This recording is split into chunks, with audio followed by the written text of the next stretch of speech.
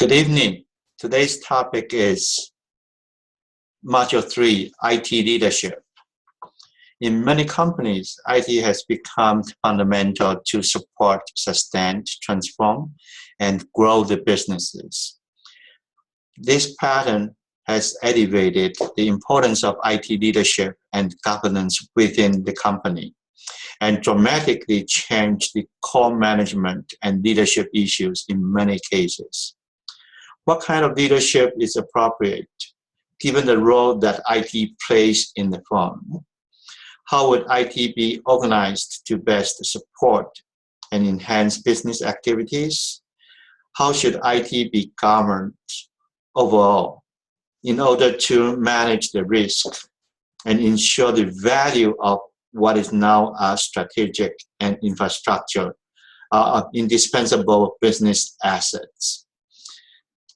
The chapters, articles, and cases in this module provide a basis for discussing the high-level management, leadership, and the governance activities that set the organizational context for leveraging IT-enabled strategic insight and ensuring IT-driven operational excellence.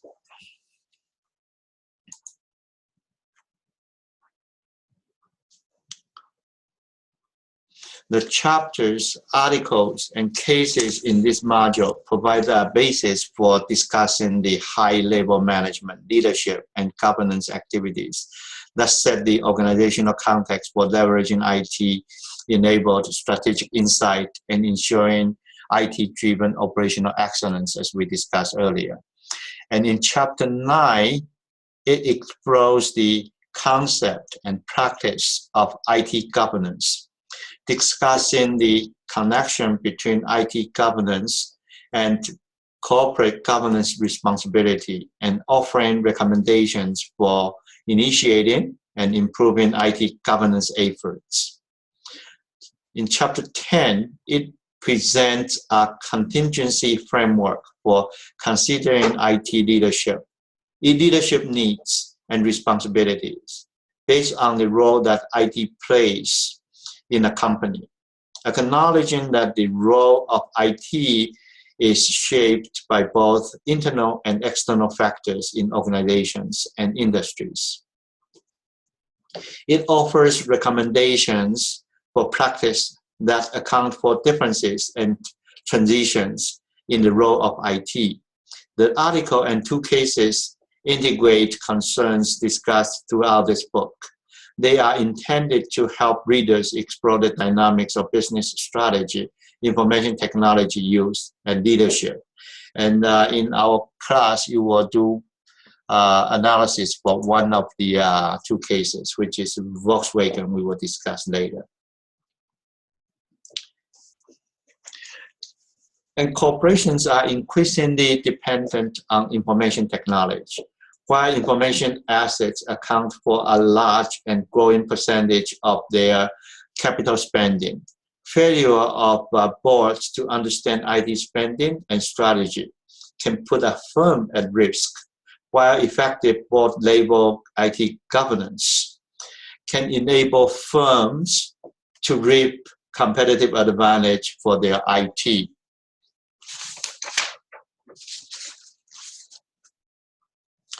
And companies that have established broad-level IT governance committees are better able to control IT project costs and carve out competitive advantage.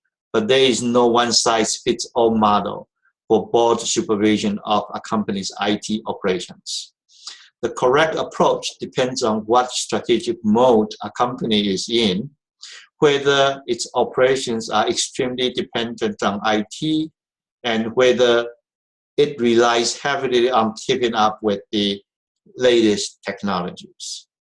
This article describes how boards can determine an appropriate level of involvement in IT decisions, explaining how board members can recognize their firm's IT risks. It offers recommendations for developing and modifying organizational structures and IT policies that take into account an organization's changing operational and strategic needs. Appropriate board governance can go a long way toward helping a company avoid unnecessary risk and improve its competitive position.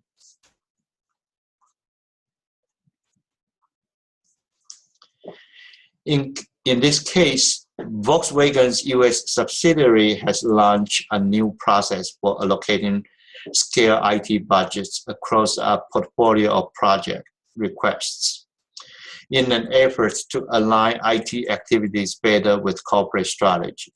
Now that they have used the process for the first time, though, and arrived at a list of approved projects, no one seems happy with the outcome.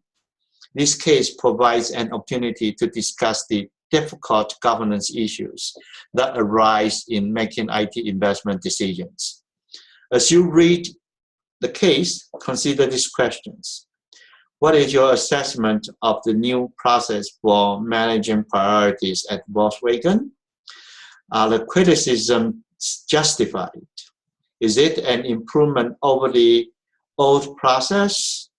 Who controls the budgets from which IT projects are funded at Volkswagen of America? Who should control these budgets?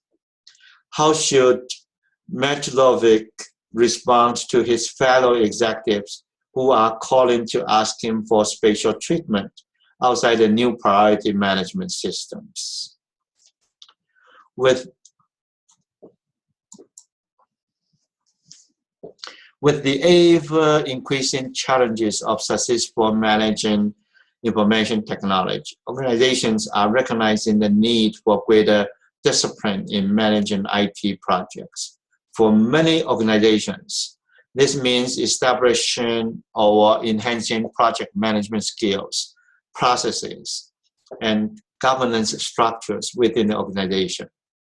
The case presents Attack PC's efforts to implement a project management organization, or PMO, and the challenges they face in doing so.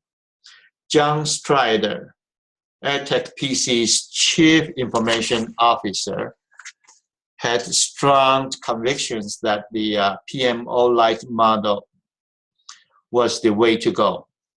He had held back on hiring full-time employees for the PMO and was moving very slowly and cautiously so as not to violate Attack PC's culture.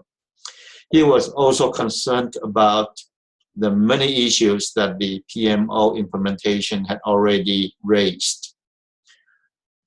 Were small steps building on small successes going to get the job done fast enough? Issues brought out in the case include defining the PMO's purpose and mission, the structure and governance of the PMO, and how to successfully implement it in what appears to be a resistant culture. As you read the Attack PC story, consider the following questions. What is the purpose and the mission of a PMO? What are the main challenges and obstacles in implementing a PMO? Can you identify structures and governance mechanisms that are critical to effective PMO implementation? Thank you for your attention.